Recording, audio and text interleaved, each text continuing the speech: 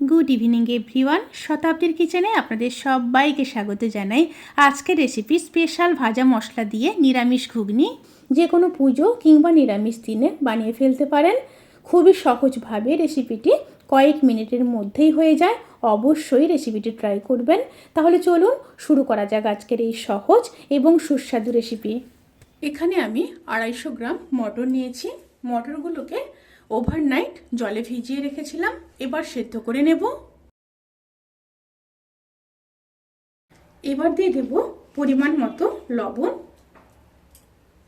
আর দিয়ে দেব খুব সামান্য হলুদ।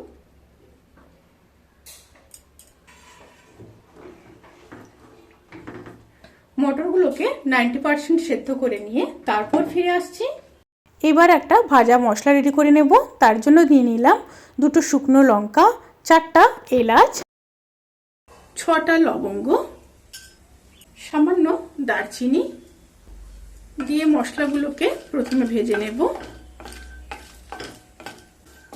মশলাগুলো যখন প্রায় ভাজা ভাজা হয়ে আসবে সেই সময় দিয়ে দেব 1 চামচ গোটা জিরে, আর দিয়ে দেব 1 চামচ গোটা ধনে। দিয়ে মশলাগুলোকে খুব ভালো মতো ভেজে নিয়ে ঠান্ডা করে গুঁড়ো করে নিয়ে তারপর ফিরে আসছি।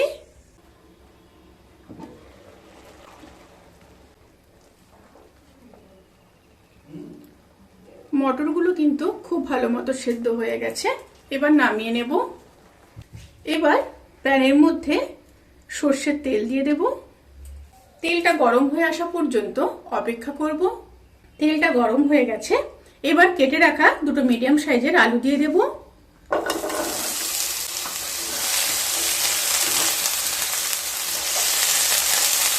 আলুগুলোকে হালকা ভেজে নেব।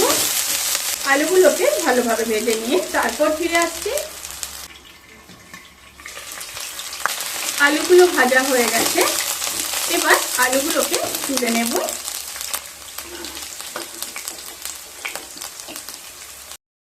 এবার নারকেলগুলোকে ভেজে নেব।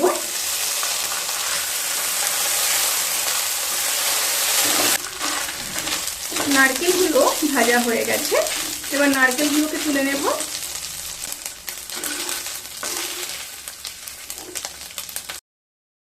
এবার ওই তেলের মধ্যে আরো একটু সর্ষের তেল দিয়ে দেব। তেলটা গরম হয়ে গেলে দিয়ে দেব 2টো শুকনো লঙ্কা, 2টো তেজপাতা, 3টে লবঙ্গ, সামান্য দারচিনি, থেতো করে রাখা 2টো এলাচ, আর দিয়ে দেব 1/2 চামচ গোটা জিরে। একটু নেড়ে নেব। এবার দিয়ে দেব 1/2 চামচ হিং, অবশ্যই দিতে হবে। হিংটা দিলে নিরামিষ তরকারির টেস্ট খুব ভালো আসে। আবারও মিশিয়ে নিচ্ছি। তেল থেকে যখন সুন্দর একটা স্মেল বেরোতে শুরু করবে সেই সময় দিয়ে দেব 1/2 চামচ হলুদ গুঁড়ো, 1/2 চামচ লঙ্কার গুঁড়ো, ভেজে রাখা মশলা 1 চামচ, আর দিয়ে দেব 1 চামচ আদা বাটা। সাথে দিয়ে দেব একটা পেস্ট করে রাখা বড় সাইজের টমেটো। দিয়ে সব একসাথে ভালো মতো মিশিয়ে নেব। সামান্য জল দিয়ে দেব।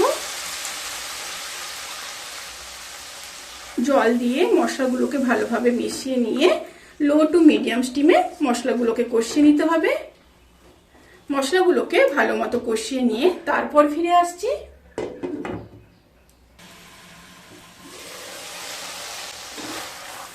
মশলাগুলো খুব ভালো মতো কষানো হয়ে গেছে, এরপর ভেজে রাখা আলুগুলোকে দিয়ে দেব। সাথে ভেজে রাখা নারকেলগুলোকে দিয়ে দেব। দিয়ে খুব ভালোভাবে মশলার সাথে 1 থেকে 1.5 মিনিট লো টু মিডিয়াম স্টিমে কষিয়ে নেব। খুব ভালো মতো কষানো হয়ে গেছে, এবার সেদ্ধ করে রাখা মটর দিয়ে দেব। এখানে আমি মটরগুলোকে প্যানের মধ্যে সেদ্ধ করেছি, আপনারা চাইলে কিন্তু প্রেসার কুকারেও সেদ্ধ করে নিতে পারেন। খুব ভালোভাবে মিশিয়ে নেব। সামান্য জল দিয়ে দেব। জল দিয়ে আবারও মিশিয়ে নিলাম। এবার ফুটে আসা পর্যন্ত অপেক্ষা করব। তরকারিটা ফুটে এসছে। এবার ঢাকা দিয়ে লো স্টিমে আলু সেদ্ধ হওয়া পর্যন্ত অপেক্ষা করব।